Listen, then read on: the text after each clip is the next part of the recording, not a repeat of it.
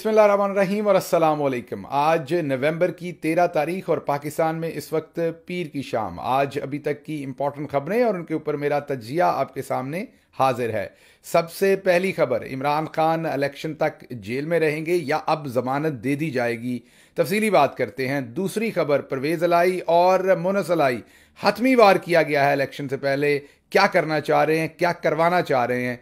तीसरी खबर, बुशरा बीबी आज नैब में पेश हुई, उनसे सवाल किया गया फराह शहजादी के किरदार का। कौन कौन से सवालात थे, मज़े का खेज सवालात थे, जवाबात उनके क्या थे, सामने रखेंगे। आखिरी खबर रखेंगे, पीपल्स पार्टी कबाड़ का धंधा करने लगी, हो क्या रहा है सारा, पीपल्स पार्टी की किस्मत क्या है, क्या देख रहे हैं वो, आज की ये खबरें। इससे पहले कि हम पहली खबर शुरू करें, आपको दोबारा से याद दहानी कि हम इस चैनल पर ये वीलॉग इसलिए मजबूरन कर रहे हैं कि हमारे दूसरे चैनल को कंप्रोमाइज़, उस पर हमारी आवाज़ बंद करने की कोशिश की गई, जिस वजह से मजबूरन हमें वो वीलॉग्स अपने इस चैनल से करने पड़ रहे हैं। अगर आपने अभी तक इसे सब्सक्राइब नहीं किया तो कीजिए, ताकि आप हमारी आवाज़ को मजबूत कर सकें और जो इसको बंद करना चाह रहे हैं उन्हें नाकाम कर सकें।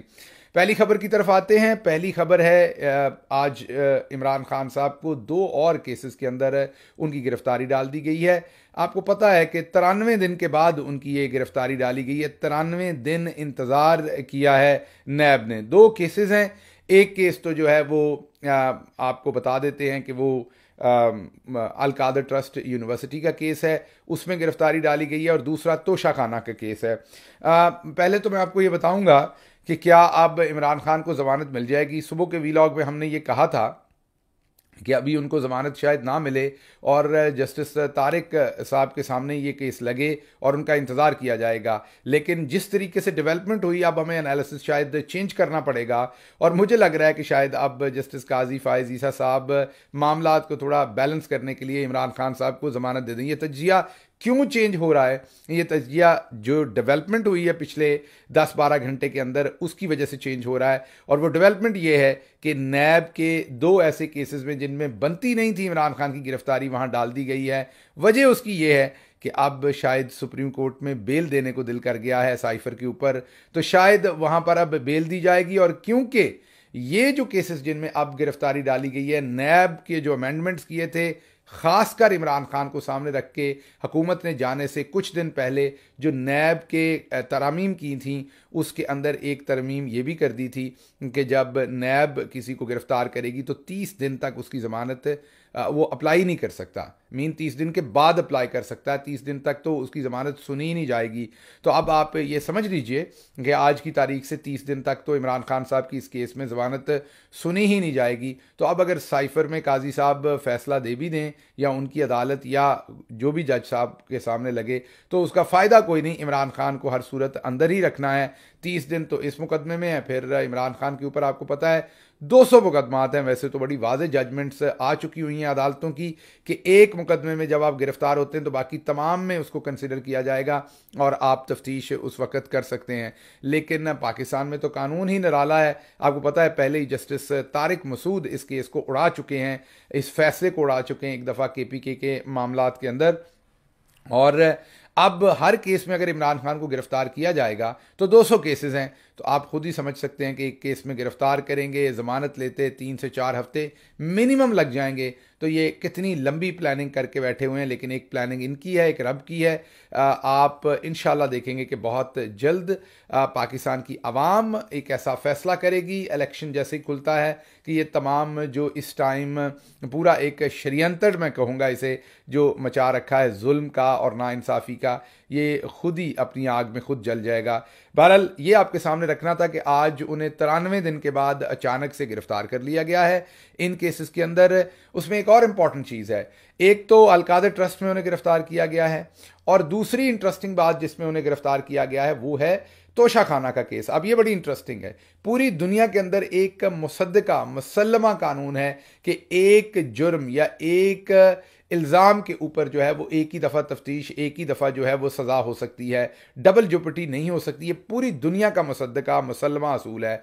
अब ये जो तोशा खाना का केस है, ये इलेक्शन कमीशन ने भी किया, सेशन कोर्ट में भी इसकी सज़ा हुई, इलेक्शन कमीशन के केस में भी हुई, और अब नैब ने भी केस बना दिया है। तो ये बिल्कुल बेहुदा केस है, फरसूदा केस है, इसने एवेंचुअली उड़ जाना है। ये बन ही नहीं सकता, क्योंकि खान साहब को इस केस के अंदर पहले गिरफ्तार भी कर लिया, ट्रायल भी चला लिया, सज़ा भी दे ली। अब किसी भी कानूनी मेयार के ऊपर ये केस नहीं चलाया जा सकता।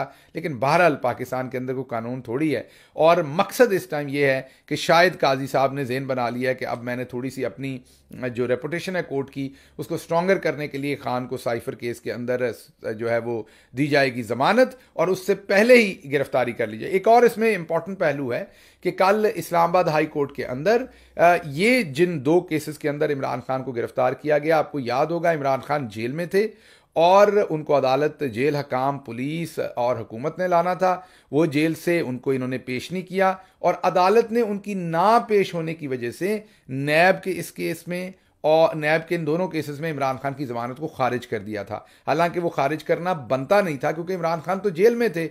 अदम पेशी की निस्बत की वजह से उसे कि इमरान खान अपनी ज़मानत की पेशी पर हाजिर नहीं हुए, इसलिए उनकी ज़मानत खारिज की जाती है। अदम पेशी पर वो अखराज हुआ था, हालांकि इमरान खान खुद तो पेश नहीं हो सकते थे, वो तो जेल में थे। तो वो जो अदम पेशी पे ज़मानत खारिज हुई थी, उसका केस भी कल जो इस्लामाबाद हाई कोर्ट है, जस्टिस आमिर फारूक साहब उनके सामने लगा हुआ है, उन्होंने सुनना है। अब आप ज़रा इवेंट्स को देखिए, एक तरफ सुप्रीम कोर्ट में साइफर केस जा रहा है, दूसरी तरफ आमिर फारूक साहब के सामने माफ़ कीजिएगा, आमिर फारूक साहब के सामने ये केस जा रहा है कि इमरान खान साहब की ज़मानत गलत खारिज की गई थी। तो अगर आमिर फारूक साहब ये केस जो 3-4 हफ्तों से, महीने से उन्होंने दबा के रखा हुआ है, इसको पहले सुन लेते तो आज ये गिरफ्तारी ना डाली जा सकती। अब ये गिरफ्तारी डाल दी गई है, अब वो ज़मानत का केस जो है वो सुनने का फ़ायदा नहीं होगा, वो वैसे ही जो है वो ज़ाया हो गई पिटीशन। अब वो कह देंगे अब तो गिरफ्तारी हो गई, अब इस पर क्या हो सकता है। तो कल उसको जानबूझकर उसकी पिटीशन, उसकी समाअत से एक दिन पहले इस केस में गिरफ्तारी की गई। तो पूरे का पूरा जो माहौल है वो ये बनाया जा रहा है कि खान साहब को हर सूरत हम अंदर रखें जेल अपना इलेक्शन तक, और ताकि पाकिस्तान तहरीक इंसाफ को उस तरह की तैयारी का मौका ना मिले और इमरान खान की झलक अवाम को नज़र ना आए। लग इन्हें यह रहा है कि इमरान खान जेल के अंदर रहेंगे तो आप इमरान खान को भूल जाएंगे, इमरान खान आपकी मेमोरी से ओझल हो जाएंगे। पहाड़ दीवार ओझल, पहाड़ ओझल, वो जो जुमला है उसके ऊपर अमल करने की सोचा जा रहा है। लेकिन एक बात याद रखिए कि कौन निकलता है इस दिल में उतर जाने के बाद। अवाम के दिल में इमरान खान उतर चुका है, और इस तरीके से अब ये मुमकिन नहीं है। अगली खबर जो आपके सामने रखनी है, मोनस अलाई, परवेज़ अलाई, उनके आज तमाम असासाजात मीन तमाम अकाउंट सील कर दिए गए हैं।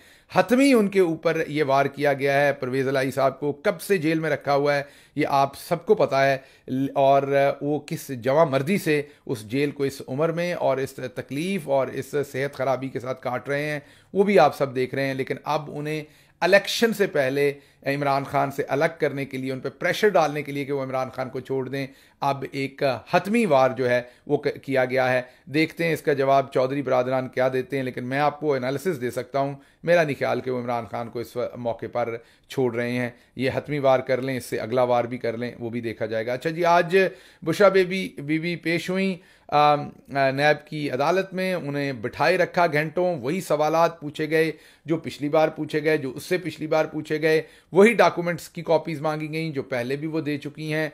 फिर उन्हें थोड़े से सवाल किए गए, फिर 2-3 घंटे इंतज़ार कराया गया, फिर सवाल किए गए, और फिर आखिर पर कहा कि जी आप जा सकती हैं। सिर्फ और सिर्फ तंग करने का बहाना है, सिर्फ और सिर्फ जो कानून और इंसाफ का तमस्खर उड़ाने का बहाना है। बहरहाल आज उनसे जो सवालात पूछे गए वो बड़े इंटरेस्टिंग थे।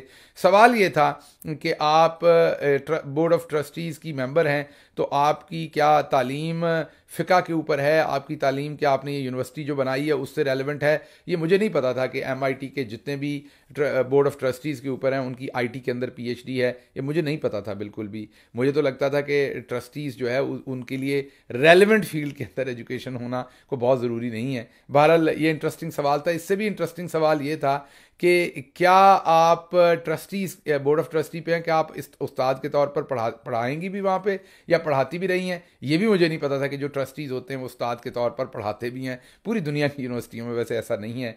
फिर आखिरी बात ये कि उन्होंने बुशरा बीबी से पूछा कि फ़रा शहज़ादी का किरदार क्या है, क्या आप उनके फाइनेंशियल मैटर से मुतमईन हैं। अब आप ज़रा इसमें बारीक वारदात देखिए। अब आप किसी से किसी के बारे में सवाल पूछेंगे, वो क्या कहेंगे कि नहीं मैं मुतमईन नहीं हूँ। अगर वो कहेंगी मैं मुतमईन नहीं हूँ तो फिर अगले दिन खबरें चलाई जाएंगी कि बुशरा बीबी ने कह दिया कि वो फ़रा शहज़ादी जो है वो करप्ट है, मैं उसके बारे में मुतमईन नहीं हूँ।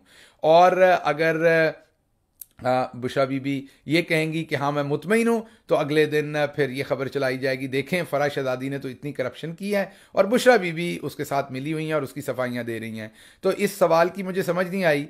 अगर आपको लगता है कि फ़रा शहज़ादी ने करप्शन की है तो बुशरा बीबी के ये कह देने से कि वो मुतमईन है या नहीं मुतमईन है, इसका केस की सेहत पर क्या असर पड़ना है? आप उनसे उनकी ज़ाती राय क्यों ले रहे हैं? आपने क्या उनकी रिकमेंडेशन पे किसी को एम्प्लॉयमेंट पे रखना है कि आप उनसे रेफरेंस ले रहे हैं ज़ाती? आप तो एक इन्वेस्टिगेशन कर रहे हैं। अगर फ़रा शहज़ादी ने करप्शन की है तो उठा के अंदर डाल दीजिए। पाकिस्तान तहरीक इंसाफ तो किसी को भी गलत प्रोटेक्ट नहीं करती, किसी को भी गलत जस्टिफाई नहीं करती। पाकिस्तान तहरीक इंसाफ तो कहती है इंसाफ कीजिए, लेकिन इंसाफ होता हुआ नजर आना चाहिए, विच हंटिंग ना करें।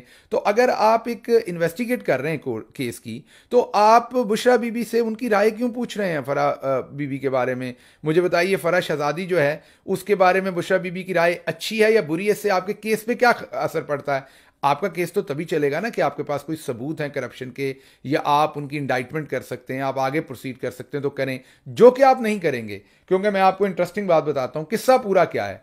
किस्सा यह है कि जी पंजाब में बुज़दार साहब ने करप्शन की है। मीन उन्होंने असिस्टेंट कमिश्नर लगाए हैं, डिप्टी कमिश्नर लगाए हैं, तैनातियां की हैं, ओहदों के ऊपर लगाया है और वहां से पैसा लिया है। अच्छा जी, वो पैसा उन्होंने दिया है फ़रा शहज़ादी को। अच्छा जी ठीक है, और वो पैसा उन्होंने दिया है आगे जाकर बुशरा बीबी को। अच्छा जी ठीक हो गया, 1 मिनट के लिए आपकी बात मान लेते हैं। तो जुर्म शुरू कहाँ से हुआ? जुर्म का जो असल माल मसरूका है वो कहाँ से मिलना है? अपनी अथॉरिटी को मिसयूज़ किस शख्स ने किया? जी हाँ, आपके आजकल का प्रौणा हमारे यहाँ दामाद को कहते हैं, वो उस्मान बुज़दार हैं। उन्होंने ये सारा कुछ किया, नैब की खिदमत में अर्ज़ कर रहा हूँ। और उस्मान बुज़दार लाहौर के अंदर ओपनली फिर रहे हैं, कहीं छुपे हुए नहीं हैं। आजकल वो फातिहा पढ़ रहे हैं, लोगों के घरों में जा रहे हैं, शादियों पे जा रहे हैं, पूरे लाहौर में उस्मान बुज़दार ओपनली फिर रहे हैं। तो आपने अभी तक उनको क्यों नहीं पकड़ा? अच्छा, फिर चीफ सेक्रेटरी होंगे जिन्होंने उस्मान बुज़दार के अहकामात के ऊपर ये गलत 2 नंबर फैसले किए होंगे। फिर वो जो असिस्टेंट कमिश्नर, डिप्टी कमिश्नर, वो सारे ही इस टाइम वही के वही हैं जो सर्व कर रहे हैं पंजाब में। फिर उनमें से कुछ पकड़ के अंदर डालें। रिश्वत देना और रिश्वत लेना दोनों जुर्म है। रिश्वत दे के अपॉइंटमेंट्स करवाई गई और आपको तो सब पता है, आप ये कह रहे हैं, तो आप फिर उन लोगों को अंदर क्यों नहीं डालते? तो ना आपने उस्मान बुज़दार को पूछा, वो खुला फिर रहे हैं। उन्होंने एक स्टेटमेंट दे दिया कि वो इमरान खान से और पीटीआई से अलग हो रहे हैं, और आपने उसके बाद उन्हें बिल्कुल क्लीन चिट दे दी। और जो करप्शन उन्होंने की, आपके बकौल जो करप्शन उन्होंने की और करके वो पैसा ऊपर तक भेजा, उसमें आप इमरान खान और बुशरा बीबी जो है उन्हें गिरफ्तार करने की बातें करते हैं और आप ये सारा कुछ कर रहे हैं। उसके बाद वो सारे, मैंने आपको कहा कि commissioner, deputy commissioners, assistant commissioners माफ़ कीजिएगा, वो सारे वहाँ हैं। तो ना आपने उस्मान बुज़दार को पकड़ना है, मैं आज ही आपको बता दूं और आवाम को बता दूं इनका तरीका है। ना आपने कभी फ़रा शहज़ादी को पकड़ना है, ना आप इंटरेस्टेड थे कभी। आप इंटरेस्टेड होते तो हमारी हुकूमत थी, मैं दोबारा रिपीट कर रहा हूँ, हमारी हुकूमत उस वक्त थी, इमरान खान वज़ीर आज़म थे, मैं उनका स्पोक्स पर्सन और मैं उनका स्पेशल असिस्टेंट था। ये मैं बात कर रहा हूँ 9 अगस्त की। अभी तहरीक अदम एतमाद पास नहीं हुई थी। आपने मेरा नाम ईसीएल में, वो ईसीएल नहीं थी, फॉर्मली नो फ्लाई लिस्ट जो है, उसमें आपने डाल दिया था ताकि मैं फ्लाई ना कर सकूं। और उसके बाद ये हमारी हुकूमत 9 अप्रैल को आपने अदम एतमाद से फारिग की थी। और फिर मैंने इस्लामाबाद हाई कोर्ट से रुजू किया था, जस्टिस अतर मिल्ला ने मुझे इजाज़त दी थी, और मैं कुछ 26 या 28 अप्रैल को पाकिस्तान से अमेरिका आया था। और हमारी हुकूमत, मैंने जैसे आपको कहा कि 9 अप्रैल को हटा दी गई थी, लेकिन मेरा नाम नो फ्लाई लिस्ट में 9 अप्रैल को हुकूमत हटने से पहले ही डाल दिया गया था। किसने डलवाया था? अरशद शरीफ ने अपने प्रोग्राम में बता दिया था कि वो कौन था, वो जनरल बाजवा था। वो नाम डलवा दिया गया। मैं अदालत गया, जस्टिस अतर मिल्ला साहब से मुझे रिलीफ मिला और मैं अमेरिका गया 26 या 28 अप्रैल को, और मैं वापस जब अभी मैं अमेरिका जा रहा था, रास्ते में था इस्तांबुल और शिकागो के रास्ते में मेरे ऊपर 295 बी या सी या ए, मुझे अब एग्जैक्टली दफ़ा याद नहीं कौन सी लगाई गई थी, उसके ऊपर फैसलाबाद मदीना टाउन के अंदर एक FIR दे दी गई कि जो मदीना के अंदर शहबाज शरीफ के ऊपर नारेबाजी हुई है वो मैंने करवाई। मैं जहाज़ में बैठा हुआ था, जब मैं उतरा शिकागो तो पता चला ये FIR हो गई है। फिर उस FIR में मैंने वहाँ से बैठ के, यहाँ शिकागो से बैठ के प्रोटेक्टिव बेल ली और मैं 4 तारीख को वापस गया। आप मुझे बताइए, मेरे पे तो आपने आज तक अल्लाह का शुक्र है करप्शन का कोई इल्ज़ाम भी नहीं लगाया, मुकदमा तो क्या बनाना था। मुझे तो आपने 9 तारीख को डाल दिया था एग्जिट नो फ्लाई लिस्ट में हमारी हुकूमत के दौरान, तो ये फराज शहजादी को आपने क्यों नहीं रोका था? और अगर नहीं रोका था उस टाइम, तो बाद में आपने उन्हें लाने के लिए क्या किया? आपने उनके कौन से वारंट इशू किए? आपने किस मुल्क से उनके लिए रब्ता किया? आपने उनके लिए क्या ऐसा माहौल बनाया कि उनको वापस लाना है, या आप कोशिश कर रहे हैं, या किसी मुल्क को आपने उनके माली बदनवानी की कोई ऐसे चीज़, आप सिर्फ मीडिया के ऊपर एक फोटोशॉप्ड झूठा पासपोर्ट जो है वो फैला रहे हैं लोगों को पागल बनाने के लिए कि ये इस मुल्क का पासपोर्ट है, ये उस मुल्क का आपने कभी उन्हें गिरफ्तार करना ही नहीं है। ना आपने उस्मान बुज़दार को कभी गिरफ्तार करना है, ना आपने कभी फराज शहजादी को गिरफ्तार करना है, बल्कि आपने सिर्फ निशाना बनाना है इमरान खान को, और वो निशाना आप बना रहे हैं इस वक्त बुशरा बीबी के थ्रू, उनको सामने रख के। तो ये आपका पूरे का पूरा जो प्लॉट है ये सारा फ्लॉड है, इसमें कहीं पर आपको ज़रूरत नहीं है इनमें से किसी को गिरफ्तार करने की, ना आप इन्हें गिरफ्तार करना चाहते हैं, ना आपकी ये डिमांड है। इसके साथ ही मुझे इजाज़त दीजिए। अल्लाह आपका हामी नासिर हो। पाकिस्तान जिंदाबाद।